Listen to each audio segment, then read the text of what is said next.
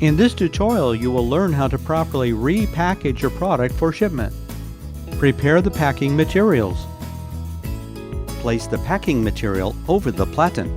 Close the printer.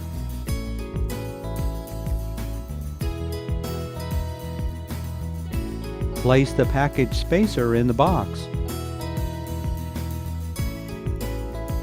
Place the printer in the box.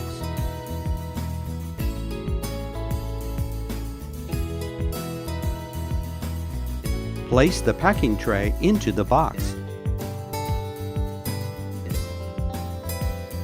Place the user CD.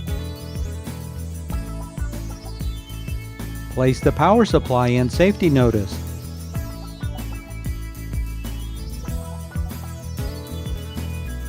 Place the power cord. Place the interface cable. Place the setup guide. Close the packaging.